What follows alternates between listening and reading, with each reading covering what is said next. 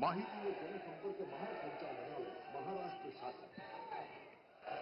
माननीय राज्यपाल महोदय, मंत्री पदाची तसेच गुप्तताची शपथ घेण्यासाठी माननीय पदनिर्देशित मंत्री या ठिकाणी उपस्थित आहेत.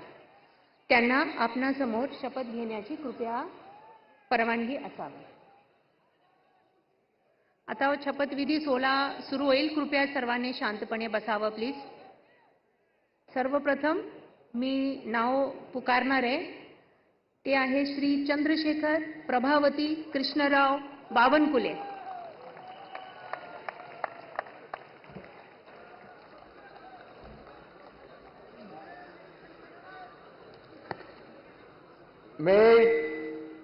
मी चंद्रशेखर बावनकुले बावनकुळे ईश्वर साक्ष शपथ घेतो की राजनीति में नसीब चेंज होती है कभी कभी.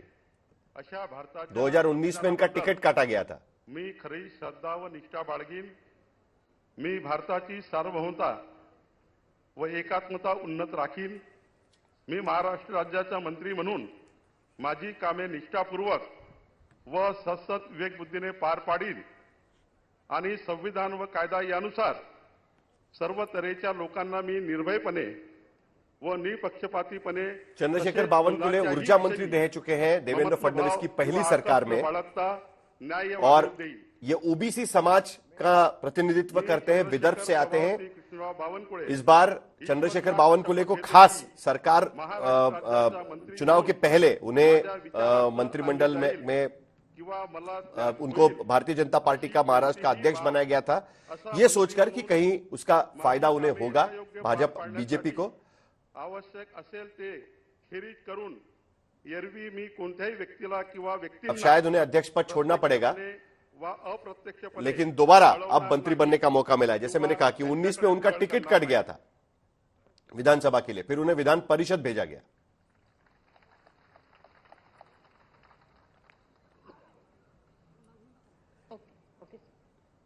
एक सीनियर औहदा उन्हें मिलेगा. श्री राधाकृष्ण सिंधुताई एकनाथराव विखे पाटील.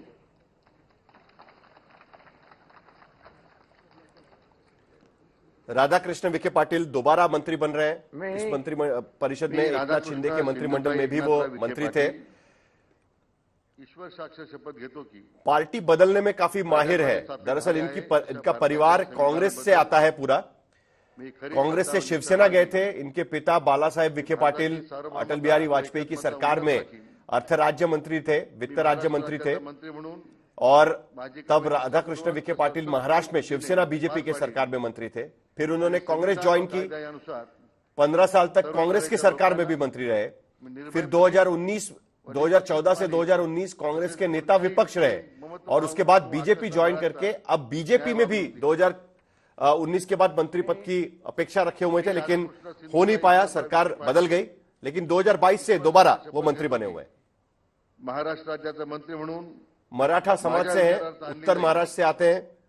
किंवा मला न्याय होईल अशी कोणतीही बाब एक और मौका उन्हें दिया जा रहा है. माझी कामे क्या 2.5 साल के रोटेशन में राधाकृष्ण विखे पाटिल आएंगे, वो भी देखना होगा. खेरीज करून एरवी मी कोणत्याही व्यक्तीला किंवा व्यक्तींना प्रत्यक्षपणे व अप्रत्यक्षपणे कळवणार नाही किंवा त्यांच्याकडे उघड करणार नाही. जय हिंद.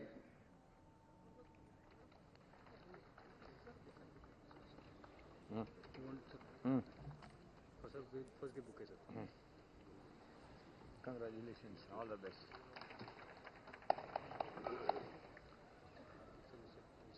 Yes.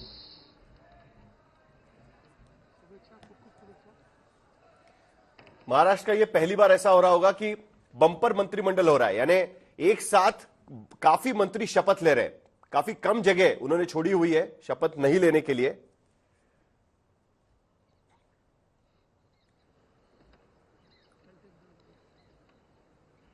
बट शपथ विधि का प्रोटोकॉल बड़ा इंटरेस्टिंग है कि चंद्रशेखर बावनकुले से शपथ ग्रहण शुरू हुआ है. मियालाल मुशरिफ. हसन मुशरिफ एनसीपी के हैं. बड़ा दिलचस्प इनकी यात्रा रही है. हसन मुशरिफ कई सालों तक कोल्हापुर से जीतते हैं. कोल्हापुर से उनकी कॉन्स्टिट्यूंसी है, महाराष्ट्र के कोल्हापुर डिस्ट्रिक्ट से.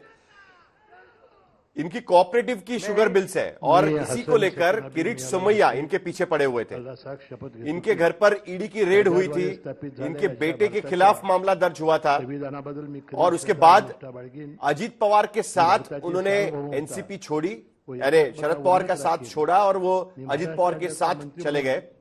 माझी कामे अब देवेंद्र निष्ठापूर्वक फडणवीस की सरकार में सद्बुद्धीचे मंत्री बनने का मौका मिल रहा है। आणि संविधान व कायदा यानुसार सर्व तऱ्हेच्या लोकांना मी पूरे निर्भयपणे मंत्रिमंडल में अकेले मुस्लिम समुदाय के मंत्री रहेंगे, वो भी एनसीपी की कोटे से। ममत्वभाव किंवा आकस न बाळगता न्याय वागणूक देईन। मी हसन सेकिनाबी मियालाल मुश्रीफ अल्लाह साख शपथ घेतो की महाराष्ट्र राज्याचा मंत्री म्हणून माझ्या विचारात वरिष्ठ नेता माने जाते हैं एनसीपी के। माना जा रहा था कि इस बार ड्रॉप होंगे। कहीं ना कहीं अजित पवार भी अपनी पार्टी को रीबिल्ड करने की कोशिश कर रहे हैं। 1999 के बाद जिस तरीके से उनके चाचा ने किया था, अप्रत्यक्षपणे कळवणार नाही, लेकिन त्यांच्याकडे उघड करणार मुस्लिम समुदाय से उनके मंत्रिमंडल उनके विधायकों में लोग नहीं है। इसके चलते हसन मुशर्रफ को दोबारा मौका दिया जा रहा है शायद।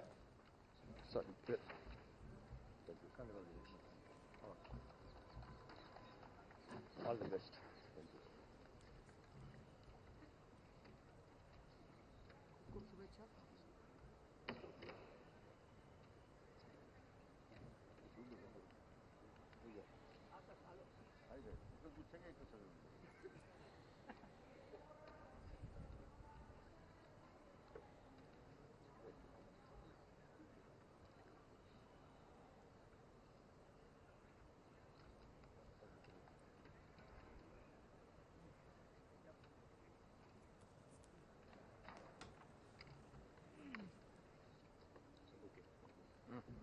हसन मुशर्रफ के बाद पश्चिम महाराष्ट्र से जो एनसीपी का एक तरीके से गढ़ है, इसी इलाके से एनसीपी के ज्यादातर विधायक जीतकर आए हुए हैं और इस बार की लड़ाई काफी मुश्किल थी क्योंकि इस बार शरद पवार ने खुद जाकर हसन मुशर्रफ के खिलाफ कैंपेनिंग वहां पर की थी।